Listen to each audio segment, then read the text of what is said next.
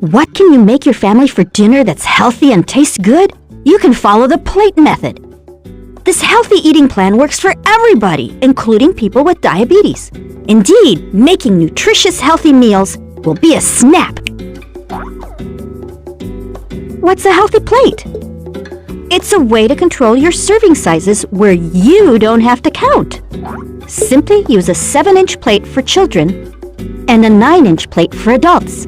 First, divide the plate in half and fill one of them with vegetables. There are 2 types of vegetables: starchy, like potatoes, corn, peas, or plantains, and non-starchy, like zucchini, jicama, cucumbers, carrots, or salad. If you have diabetes, fill half your plate with non-starchy vegetables. Then fill 1/4 with whole grains or starches, like brown rice, corn, beans, or whole wheat pasta. In the other quarter, add some lean protein like tofu, grilled fish, or chicken. What about adding a side of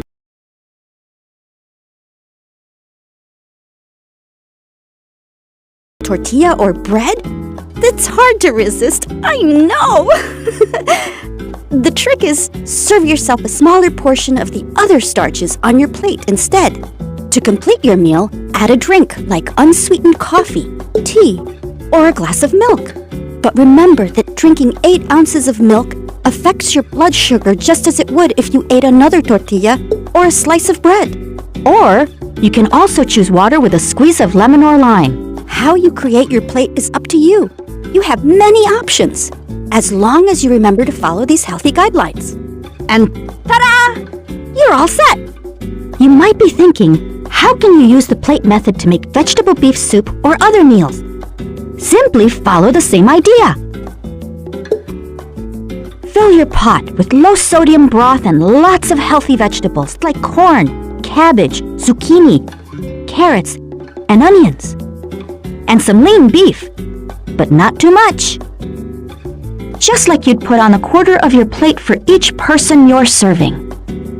If you want, add your favorite type of bread on the side. And you've got the right amount for a healthy meal. Enjoy!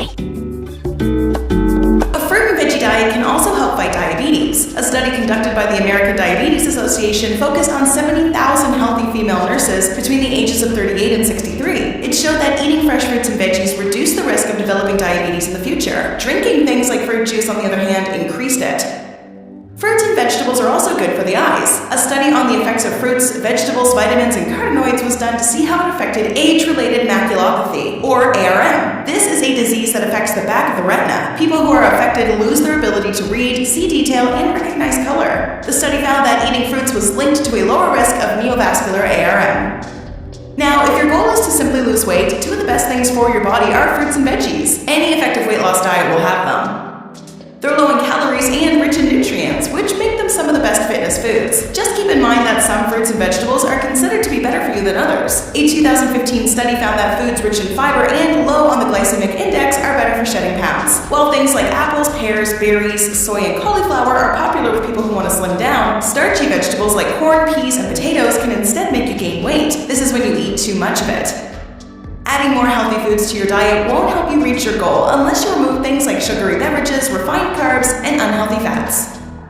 While switching to a fruit and vegetable-only diet can have miraculous effects on your body, you still may run into deficiencies. I mean, the human body is made to eat both plants and meat. After all, humans have been eating meat since the beginning of time. A diet consisting of just fruits and vegetables is probably going to be low in calories. Diets that are too low on calories can slow your metabolism and, if followed long-term, increase your risk of heart problems, osteoporosis, and other health conditions. By the way, when I say low calorie, I mean under 1,200 a day for women and under 1,800 a day for men. If you're interested in trying this type of diet to lose weight, just know that a slower metabolism makes weight loss a lot harder. Not getting enough calories can also cause headaches, dizziness, fatigue, emotional issues, and fainting. You'll also experience fluctuating blood glucose. This is because you aren't taking any protein or fat to help stabilize it. While fruit is rich in dietary fiber, it's also rich in simple sugars. This combination isn't ideal for keeping your blood sugar stable. If you only eat fruits and veggies, you're probably going to increase your dietary fiber. If you switch from a regular diet to only fruits and vegetables, the sudden increase in fiber will be difficult for your body to handle and may leave you with gas or bloating. It's better to gradually increase your fiber intake as time goes on. Be sure to drink plenty of water on this type of diet. It will minimize the gas and constipation caused by higher amounts of fiber. Too much can interfere with the absorption of nutrients and interact with certain medications. If you're thinking of upping your fiber intake, talk to a doctor first.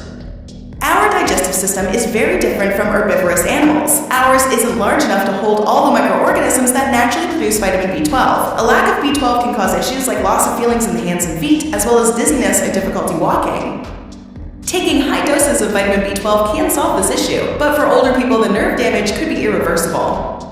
The most popular sources of vitamin B12 are red meat, eggs, and dairy products. For vegans, there are companies producing vegetable milk taken only from plants. The problem is that these alternatives also lack the nutrients. To cover that up, you can go for fortified vegetable milk with added vitamins and minerals. This makes it similar to animal milk. Apart from this, you may also run into iron deficiency. Most of the time, leafy green vegetables are rich in iron, but they also contain chemicals called phytates. These block absorption of the mineral and may result in anemia. Anemia is a condition where your blood lacks red blood cells or hemoglobin.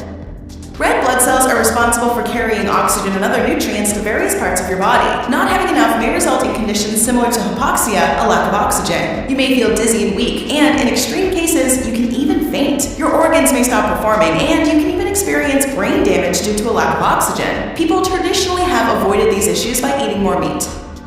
One of the noted benefits of a vegetable and fruit diet is lower cholesterol. Studies show that when people go plant-based, their blood cholesterol levels drop by up to 35%.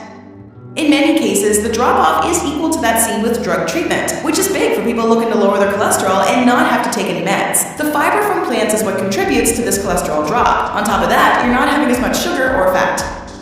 Following a fruit and vegetable diet for a shorter period probably isn't going to cause serious deficiency symptoms. If you do it for a longer period, it's going to drain out nutrients with no replacement. Fruits and vegetables don't contain a lot of protein, omega-3 and omega-6 fats, vitamin D, B vitamins, and minerals. You need to get enough of the essential fats to maintain proper brain, eye, and skin health. You also need to keep your hormones at the proper level. Not getting enough protein, even for a short time, can have serious consequences. A protein deficiency can cause muscle loss, make it harder for wounds to heal, and make you more likely to get sick. It may also trigger mental confusion and digestive issues, as well as skin and hair problems. Other nutrient deficiencies from an all-vegetable diet can affect your skin, hair, bones, hormone levels, and blood. If you're making the switch from eating meat, cheese, and processed foods, you're going to see less inflammation. Inflammation is a side effect that comes with your body's attempt to heal itself. It can also be triggered by an irritant. Inflammation causes redness in the skin, pain, swelling, and more. In extreme cases, you can lose function. A study found that all of these foods are associated with elevated levels of inflammation. Worse, chronic inflammation has been linked to the development of atherosclerosis, heart attacks, strokes, diabetes, and autoimmune disease. But unlike meat, plant-based diets are naturally anti-inflammatory. This is because they're high in fiber and antioxidants and much lower in inflammatory triggers like saturated fats and bacterial toxins. Studies have shown that people who adopt plant-based diets can dramatically lower their level of C-reactive protein or CRP. This is an indicator of inflammation in the body. Despite all this, why does it seem like everyone wants to go vegan these days? There could be several reasons why a person chooses a vegan lifestyle. The most common probably has to do with weight loss. Fruits are packed with natural sugar in the form of fructose, along with many vitamins and antioxidants like vitamin C and beta-carotene. Some research even shows that fruits can reduce the risk of cancer and other chronic diseases. So, generally speaking, eating fruit is healthy for you, and it's often recommended to increase your intake of whole fruit when you're looking to revamp your diet and eat healthier. Plus, fruit makes a great addition to meals. It acts as a natural sweetener and is a good snack to grab if you're trying to avoid chips or cookies. That being said, if you're looking to eat more fruit, make sure that you're still limiting your intake. People generally keep their fruit intake to no more than 25 to 30% of their diet. This way you won't have a nutritional imbalance. Your diet is so important to your health. If you're trying to get in shape, healthy food intake makes all the difference. Otherwise, all your workouts will be a waste of time. Let's keep the conversation going with a couple related videos, shall we? Here's what you need to know.